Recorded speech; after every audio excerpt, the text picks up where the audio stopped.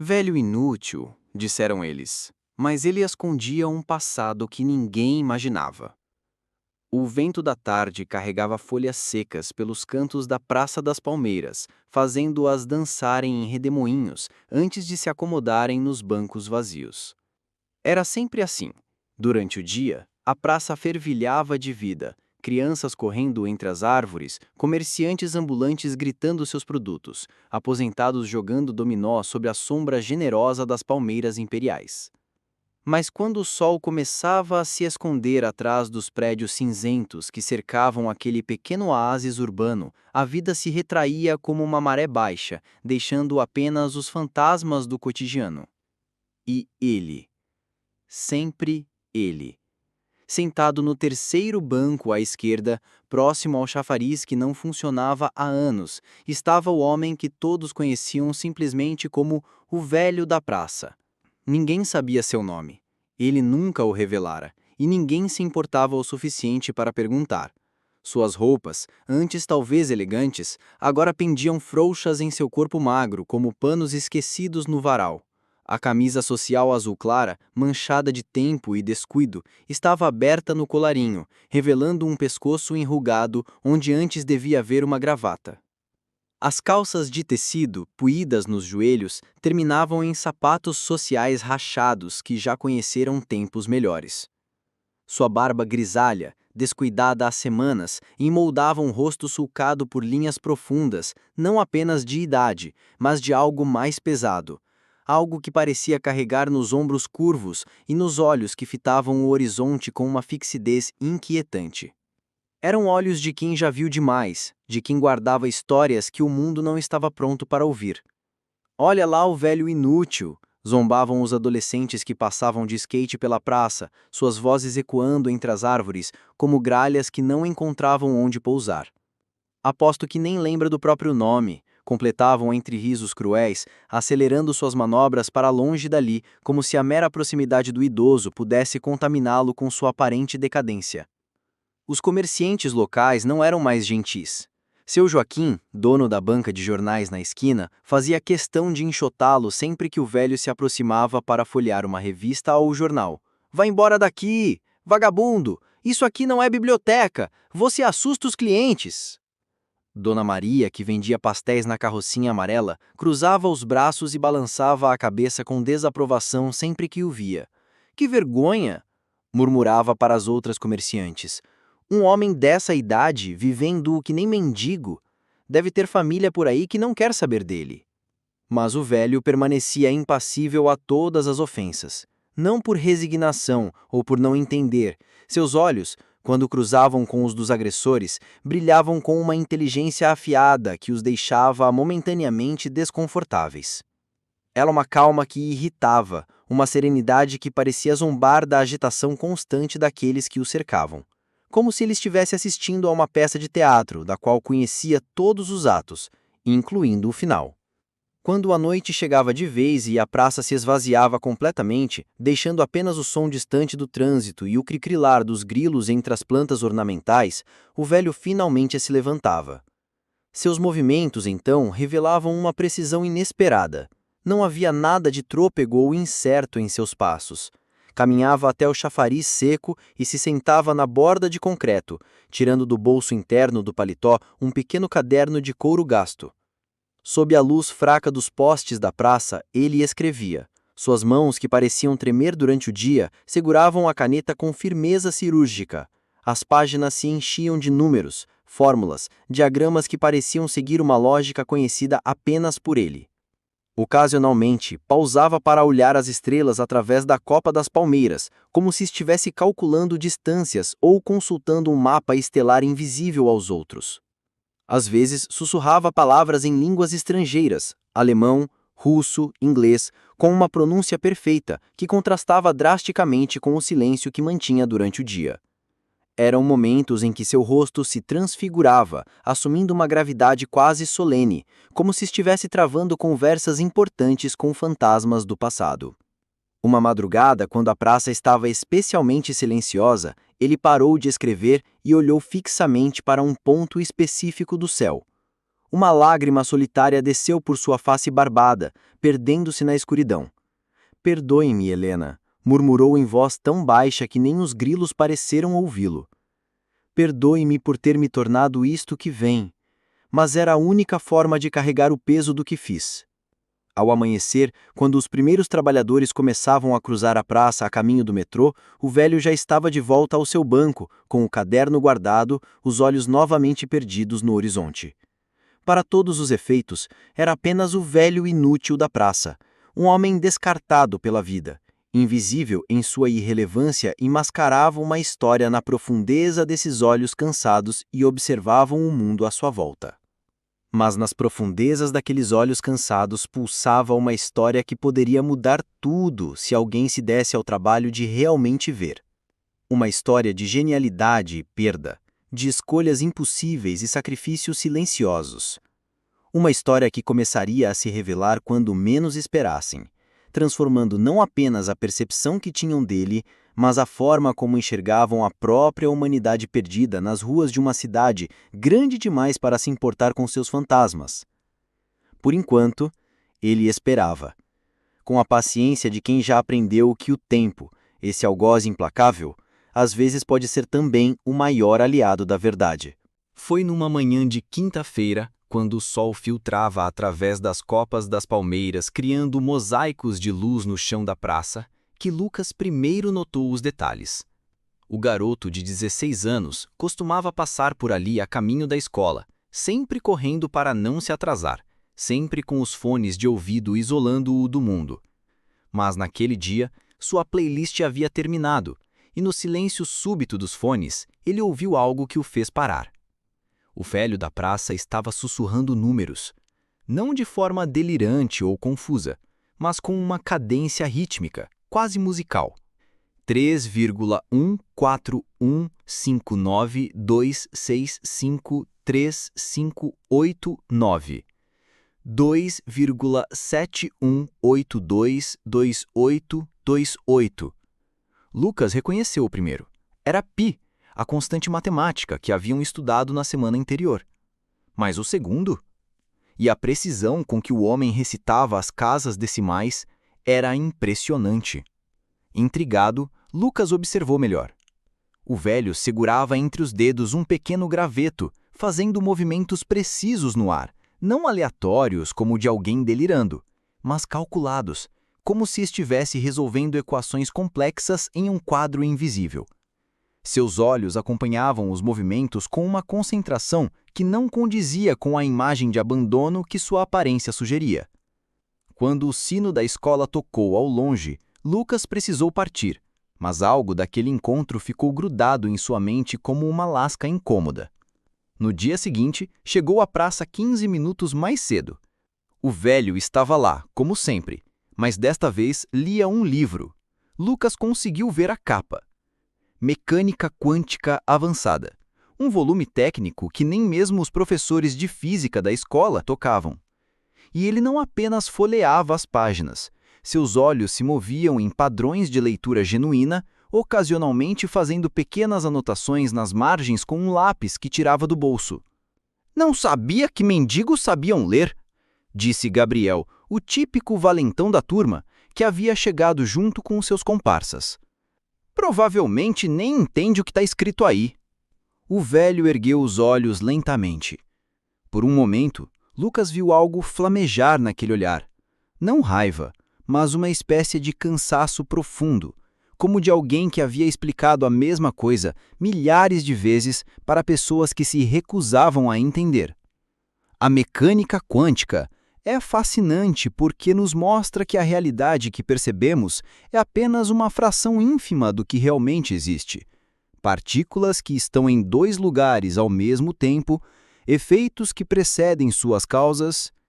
Um paralelo interessante com a forma como vocês me veem, não acham? Os garotos ficaram momentaneamente sem palavras. A eloquência, o vocabulário, a referência sofisticada, nada daquilo combinava com o homem maltrapilho diante deles. "Tá se achando muito esperto, vovô. Aposto que decorou umas frases bonitas de algum lugar." O velho fechou o livro e se levantou. Pela primeira vez, Lucas notou como ele era alto. Devia ter mais de 1,80 m, e apesar da aparente fragilidade, havia algo imponente em sua postura quando se endireitava completamente. "Vocês querem uma demonstração?" perguntou, caminhando até um canteiro próximo onde havia uma pequena torneira para regar as plantas. "Esta torneira não funciona há meses. Vocês sabem disso. O zelador disse que é problema no encanamento interno, caro demais para consertar." Sem mais explicações, o velho se ajoelhou e começou a mexer em algo que os garotos não conseguiam ver. Seus movimentos eram precisos, quase cirúrgicos. Ocasionalmente, ele murmurava cálculos: pressão de entrada, diâmetro da tubulação, perda de carga. 5 minutos depois, a água jorrou cristalina da torneira. Gabriel e seus amigos se entreolharam desconcertados. Mas Lucas, porém, se aproximou. "Como o senhor fez isso?" O velho limpou as mãos na grama e sorriu, o primeiro sorriso que alguém havia visto dele. 43 anos projetando sistemas hidráulicos, meu jovem. O problema não estava no encanamento, mas na válvula de retenção. Um ajuste simples para quem conhece os princípios. "O senhor é engenheiro?" perguntou Lucas, ignorando os olhares zombadores dos colegas. O sorriso do velho se desfez como fumaça. "Era", disse simplesmente, voltando ao seu banco. Mas Lucas não desistiu. Nos dias seguintes, começou a chegar ainda mais cedo, travando pequenas conversas. Descobriu que o homem falava alemão fluentemente. "Morei em Berlim por 8 anos, trabalhando no Instituto Max Planck", que conhecia detalhes de projetos de engenharia famosos. "A ponte Golden Gate tem um erro de cálculo no quarto cabo de sustentação que nunca foi corrigido, mas, como a margem de segurança era alta..." Ele parou abruptamente, como se tivesse falado demais. "O senhor conheceu pessoas famosas?" perguntou Lucas numa manhã. O velho ficou em silêncio por um longo tempo. Depois, quase sussurrando: "Conheci Wernher von Braun numa conferência em 1967. Homem brilhante, mas atormentado pelo que suas quiações fizeram durante a guerra.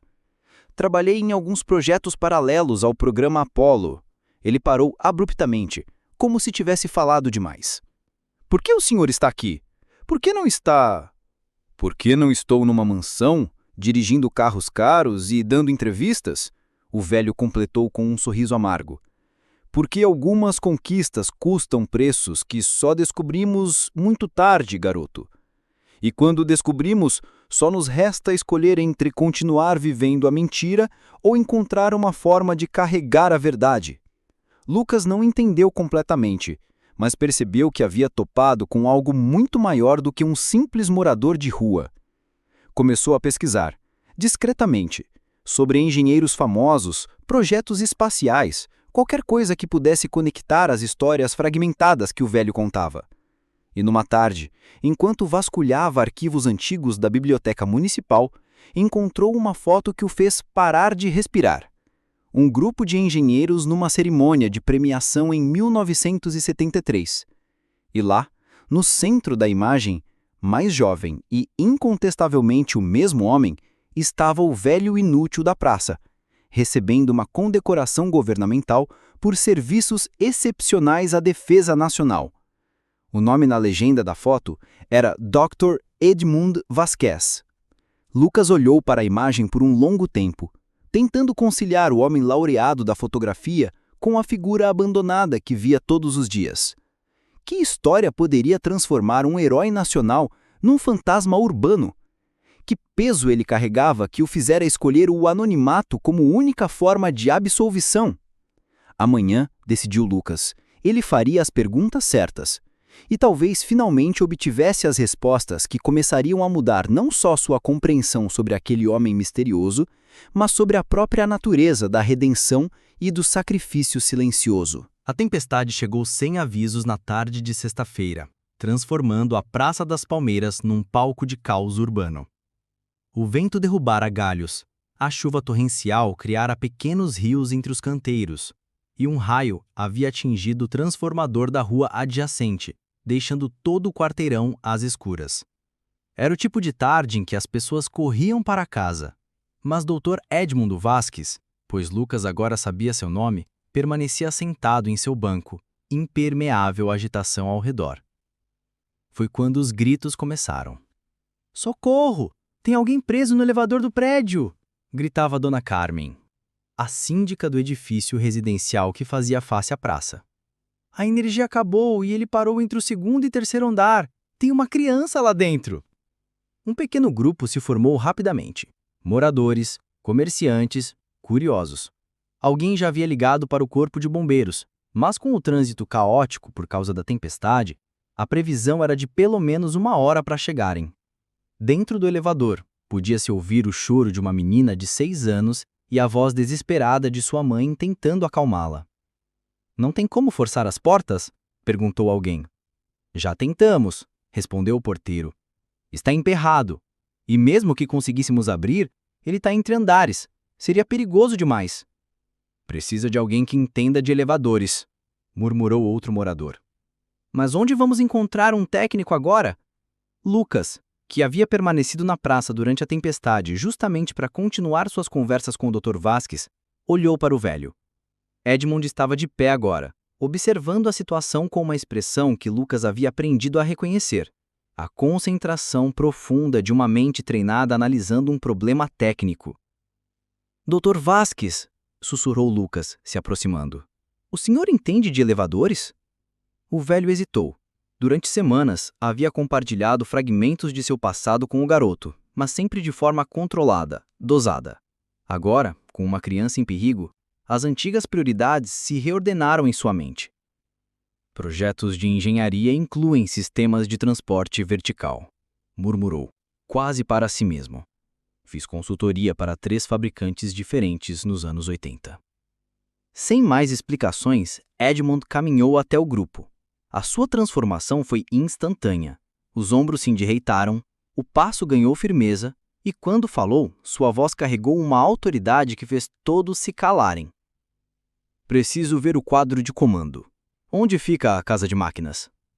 "Mas, senhor, o senhor entende disso?" 43 anos de engenharia. A casa de máquinas." "No subsolo", murmurou o porteiro ainda confuso, mas algo na postura do homem o convenceu a obedecer. Nos 15 minutos seguintes, Edmund trabalhou com uma precisão que deixou todos boquiabertos. Com apenas uma lanterna de celular para iluminar, desmontou painéis de controle, testou circuitos, identificou falhas no sistema de emergência. Suas mãos, que pareciam tremer quando segurava o jornal pela manhã, manipulavam fios e conectores com a destreza de um cirurgião. "O problema", explicou enquanto trabalhava, "não é apenas a falta de energia principal. O sistema de backup também falhou por causa de um curto-circuito causado pela umidade. Preciso redirecionar a alimentação através do circuito auxiliar e ajustar a frenagem manual para a descida controlada." Ninguém entendeu completamente o que ele dizia, mas a confiança em sua voz era contagiante. Quando finalmente religou um conjunto de cabos específicos e girou uma válvula hidráulica, o som do motor retornando à vida ecoou pelo prédio. Lentamente, controladamente, o elevador desceu até o térreo. Quando as portas se abriram, revelando a menina e sua mãe em lágrimas de alívio, a multidão irrompeu em aplausos. "Meu Deus!" sussurrou Dona Carmen, olhando para Edmund com uma expressão completamente diferente. "Como o senhor?" Mas Edmund já estava se afastando, tentando voltar à sua invisibilidade habitual. Foi quando a Angela Ferreira, jornalista do jornal local que havia chegado para cobrir os estragos da tempestade, o interceptou. "Espera aí", disse ela, segurando um gravador. "O senhor acabou de salvar uma criança com conhecimentos técnicos impressionantes. Qual é o seu nome? Qual é a sua formação?" Edmund parou, visivelmente desconfortável. "Isso não é importante", murmurou. "Claro que é importante", insistiu Angela. "Histórias como essa precisam ser contadas. Um herói anônimo que..." "Eu não sou herói", interrompeu Edmund, sua voz carregada de uma dor que fez Angela recuar meio passo. "Heróis não destroem o que mais amam por causa da própria ambição." Mas Angela era jornalista experiente. Algo na forma como o homem falara, na precisão técnica que demonstrara, despertou todos os seus instintos profissionais. Depois que Edmund se afastou, ela começou a fazer perguntas aos moradores, coletando detalhes, procurando pistas. Foi quando Lucas, que havia encontrado a foto na biblioteca, a mostrou. Dr. Edmund Vasquez, leu Angela em voz alta, estudando a imagem. Prêmio Nacional de Engenharia Aeroespacial 1973, participação no Programa de Desenvolvimento de Mísseis Intercontinentais. Ela ergueu os olhos, chocada. Este é o homem que acabou de salvar a menina? É ele, mas ele não quer falar sobre o passado. Sempre muda de assunto quando eu pergunto por que saiu da profissão. Angela passou a noite pesquisando. O que encontrou nos arquivos digitais do governo e em documentos desclassificados a deixou sem dormir. Dr. Edmund Vasquez havia sido um dos principais engenheiros do programa militar americano nos anos 70 e 80. Seus projetos haviam sido fundamentais para o desenvolvimento de sistemas de defesa, mas também para armas de destruição em massa. Em 1987, todos os registros sobre ele simplesmente cessavam, como se ele tivesse decidido desaparecer do mundo. Na manhã seguinte, quando Angela chegou na praça com uma equipe de filmagem pequena, encontrou Edmund em seu banco habitual. Mas dessa vez havia uma pequena multidão. Moradores que haviam presenciado o resgate, curiosos atraídos pela história que começara a espalhar, e até mesmo alguns jovens que antes o insultavam, agora mantendo uma distância respeitosa. Dr. Vasquez, disse Angela, se aproximando com cuidado. Sei quem o senhor é. Sei do seu passado, mas também sei que ontem salvou uma vida. As pessoas merecem conhecer sua história. Edmund a olhou por um longo tempo. Nos seus olhos, Angela viu décadas de peso, de arrependimento, mas também algo que poderia ser o início de uma disposição para falar. Minha história não é de heroísmo, senhora. Disse ele finalmente. É sobre as escolhas que fazemos quando somos jovens e arrogantes, e como passamos o resto da vida tentando carregar as consequências. Ele parou, olhou para as pessoas ao redor, para Lucas que o observava com admiração incondicional, para a criança que havia salvado brincando agora nos balanços da praça. Mas talvez, murmurou quase para si mesmo, talvez seja a hora de parar de carregar esse peso sozinho. A reportagem foi ao ar numa terça-feira à noite e mudou tudo. Ângela Ferreira havia feito um trabalho magistral, tecendo a narrativa do herói esquecido com depoimentos dos moradores, imagens do resgate e entrevistas exclusivas com Edmund que revelavam apenas o suficiente para intrigar sem expor completamente suas feridas mais profundas. Ele foi um dos engenheiros mais brilhantes de sua geração, dizia Ângela na reportagem, enquanto imagens de arquivo mostravam cerimônias de premiação e documentos governamentais. Responsável por inovações que a ajudaram a moldar a tecnologia moderna. Mas há 15 anos, Dr. Edmund Vasquez simplesmente desapareceu do mundo acadêmico e profissional, tornando-se um fantasma em sua própria história. O impacto foi imediato. Na manhã seguinte, a Praça das Palmeiras estava irreconhecível. Câmeras de televisão, jornalistas de 3 estados diferentes, curiosos com celulares, estudantes universitários, todos queriam uma palavra com o gênio da praça. Edmund observava o circo montado ao seu redor com uma mistura de desconforto e resignação. Havia previsto que isso aconteceria quando decidiu falar com Ângela, mas mesmo assim, a realidade superava suas expectativas mais pessimistas. Dr. Vasquez, uma declaração para a TV Nacional. Doutor, é verdade que seus projetos foram fundamentais para o programa espacial? Por que o senhor escolheu viver assim? Foi por causa de algum trauma? As perguntas vinham de todos os lados, invasivas e insistentes. Edmund permanecia em silêncio, acenando educadamente, mas se recusando a alimentar o frenesi midiático. Era Lucas, quem, surpreendentemente, havia se tornado seu escudo, organizando uma barreira humana de amigos da escola que impediam as aproximações mais agressivas. Ele vai falar quando estiver pronto, dizia o garoto aos jornalistas. Respeitem o espaço dele. Foi na quinta-feira que chegou o convite que mudaria os rumos da história. Um homem de terno impecável, dirigindo um carro oficial, estacionou em frente à praça e caminhou diretamente até Edmund. Dr. Vasquez, disse ele estendendo um cartão. Sou Marcus Shen, reitor da Universidade Federal da Engenharia. Gostaríamos muito de convidá-lo para uma conversa. Edmund examinou o cartão sem pressa. Sobre o quê? Sobre voltar, disse Marcos simplesmente.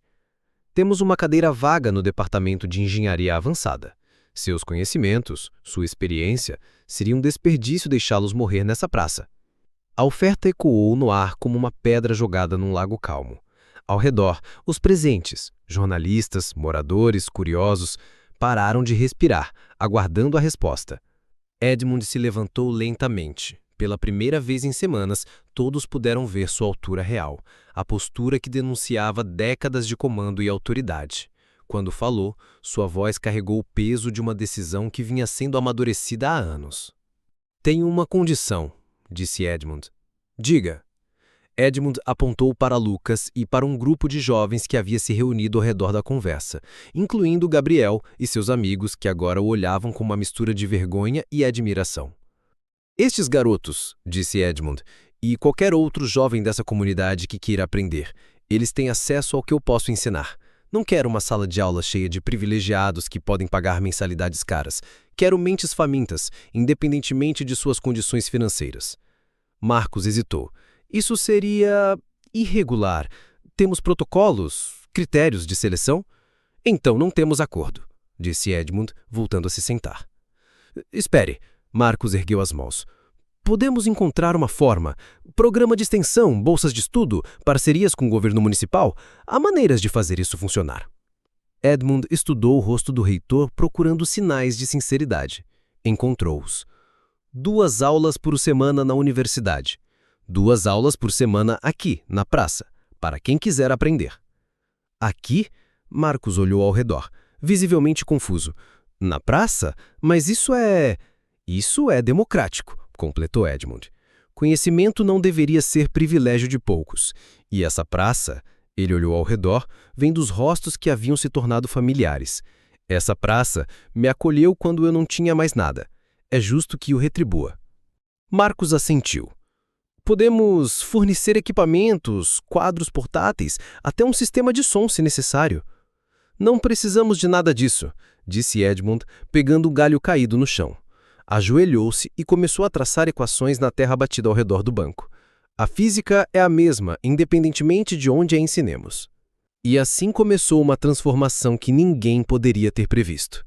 Nas semanas seguintes, enquanto Edmund dividia seu tempo entre a universidade e a praça, algo mágico aconteceu.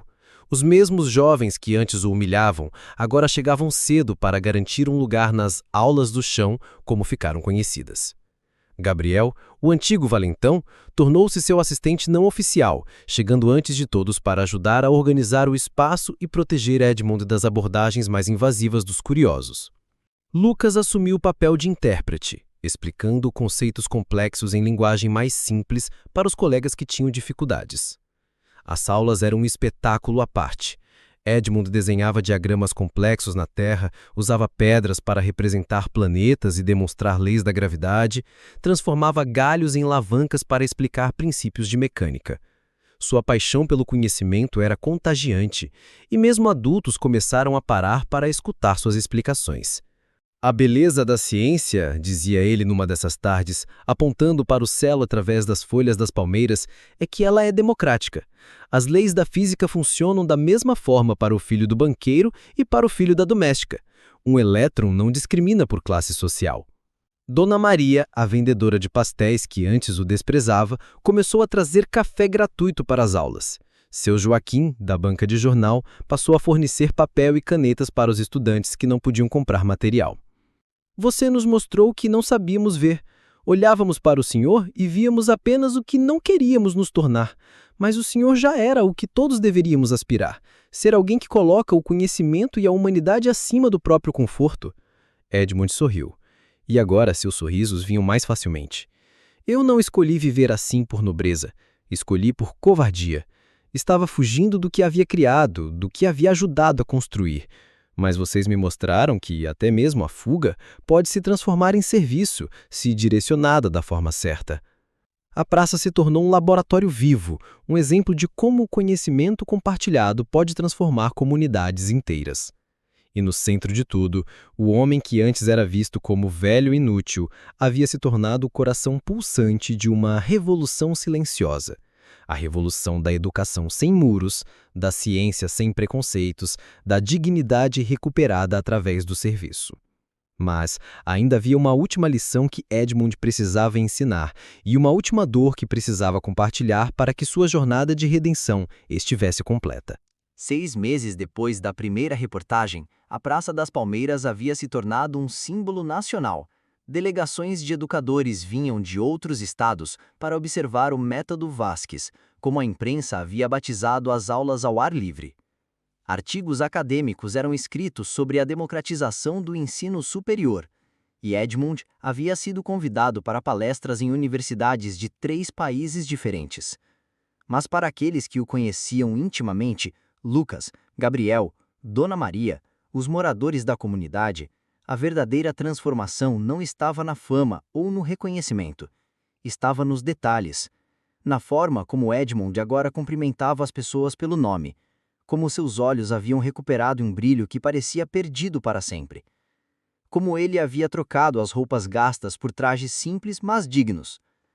Naquela manhã de sábado, quando chegou para a aula semanal especial, um resumo dos conceitos mais importantes para os alunos que se preparariam para o vestibular, Edmund carregava algo diferente. Além do seu caderno de couro habitual, trazia uma pasta antiga, amarelada pelo tempo. Hoje, disse ele, depois que todos se acomodaram no círculo habitual ao redor do banco, vou contar a vocês uma história. A história de por que um homem que teve tudo escolheu viver como se não tivesse nada. O silêncio que se seguiu foi diferente de todos os outros. Não era apenas atenção, era reverência.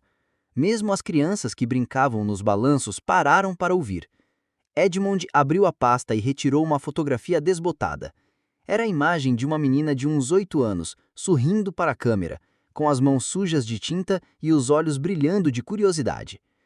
Esta é Helena, disse ele, e sua voz tremeu ligeiramente. Minha filha. Ela queria ser artista, mas também adorava a ciência. Sempre me perguntava como as coisas funcionavam, por que o céu era azul, por que as estrelas brilhavam. Lucas se inclinou para a frente. Em todos esses meses de conversas, Edmund jamais havia mencionado família. Em 1987, disse Edmund, eu estava trabalhando no que o governo chamava de Projeto de Defesa Nacional. Na realidade, era o desenvolvimento de um sistema de mísseis de nova geração, mais preciso, mais potente, mais letal. Ele pausou, olhando para as próprias mãos. Eu me convenci de que estava protegendo nosso país, de que estava usando minha inteligência para o bem maior. Gabriel, que havia se tornado o mais próximo de Edmund entre os jovens, percebeu onde a história estava levando. Doutor, murmurou. Helena estava com câncer, leucemia. Os médicos disseram que havia tratamentos experimentais, mas caros, muito caros. Eu estava tão focado no projeto, tão obcecado em terminá-lo para receber o bônus que pagaria o tratamento dela. Sua voz falhou. Dona Maria, que havia parado de preparar seus pastéis para ouvir, levou as mãos aos olhos. Passei meses trancado no laboratório, trabalhando 18 horas por dia, sempre dizendo a ela, aguenta mais um pouco, papai vai conseguir o dinheiro para te curar. Sempre prometendo que na semana seguinte teria mais tempo para brincar, para conversar, para simplesmente estar com ela. Edmund parou de falar por quase 1 minuto inteiro. Quando recomeçou, lágrimas desciam por seu rosto. O projeto foi concluído numa terça-feira. Eu deveria estar comemorando. Era um sucesso técnico completo. Mas, quando cheguei ao hospital para dar a boa notícia, Helena havia morrido na madrugada anterior, sozinha. Enquanto eu calibrava mísseis, minha filha morreu chamando por mim. O silêncio na praça era sepulcral. Até os pássaros pareciam ter parado de cantar. 3 meses depois, continuou Edmund, vi na televisão a primeira vez que minha criação foi usada. Era um conflito no Oriente Médio. O repórter falava da precisão cirúrgica do ataque. Mas eu sabia a verdade. Eu havia criado uma máquina de matar mais eficiente. E para quê? Para pagar um tratamento que chegara tarde demais. Ele guardou a foto de Helena e olhou para cada um dos rostos ao seu redor. Abandonei tudo naquele dia. Renunciei. Doei todo o dinheiro que tinha para pesquisa sobre câncer infantil e desapareci. Achei que merecia viver como um fantasma, já que havia falhado na única coisa que realmente importava. Lucas se levantou e caminhou até Edmund. Sem dizer nada, abraçou o homem que havia se tornado seu mentor. Um por um, os outros se juntaram, formando um círculo silencioso de apoio ao redor do homem que havia carregado sua culpa sozinho por tantos anos. Mas vocês me ensinaram algo, disse Edmund, sua voz abafada pelos abraços. Vocês me mostraram que a vida tem segundas chances, que podemos escolher como usar nossa dor, para nos destruir ou para construir algo melhor. Quando o grupo finalmente se desfez, Edmund se dirigiu a seu banco pela última vez. Pegou o caderno de couro que havia sido seu companheiro durante todos aqueles anos de solidão e o deixou ali, aberto numa página específica. Este caderno, disse ele, contém 15 anos de reflexões, fórmulas, ideias, projetos que nunca realizei. Alguns são correções de erros em sistemas existentes, outros são conceitos para tecnologias que poderiam ajudar a humanidade. Deixo isso aqui não como um tesouro escondido, mas como um lembrete. Um lembrete de que o conhecimento só tem valor quando é compartilhado, de que a inteligência sem humanidade é destruição, de que nunca é tarde demais para transformar nossos maiores fracassos em nossos legados mais significativos. Gabriel se aproximou, hesitante. Doutor, o senhor não vai mais dar aulas aqui? Edmund sorriu, um sorriso triste, mas genuíno. Vou continuar ensinando, mas não mais como penitência, agora como celebração. Celebração de cada jovem mente que se abre para a ciência, de cada descoberta que pode tornar o mundo melhor, de cada segunda chance que a vida nos oferece. Ele caminhou até Lucas e colocou a mão no ombro do garoto. Você foi o primeiro a me ver como algo além de um velho inútil. Foi você que me mostrou que ainda havia vida depois da culpa. Continue fazendo isso. Continue vendo o potencial nas pessoas que o mundo descartou. Quando Edmund finalmente se afastou da praça, caminhando em direção ao seu novo apartamento, modesto, mas digno, não era mais o fantasma que havia chegado ali anos antes. Era um homem que havia encontrado uma forma de transformar sua dor em propósito, sua culpa em serviço, seu isolamento em conexão. O banco onde ele acostumava sentar permaneceu vazio pelo resto do dia, mas o caderno ficou ali, suas páginas balançando levemente com a brisa da tarde. Nas semanas seguintes, tornou-se um ponto de peregrinação para estudantes, professores e qualquer um que precisasse de inspiração. E quando as crianças da praça perguntavam aos pais sobre o homem que havia ensinado ciência debaixo das palmeiras, a resposta era sempre a mesma. Chamaram-no inútil, mas ele foi o pilar que reconstruiu uma geração.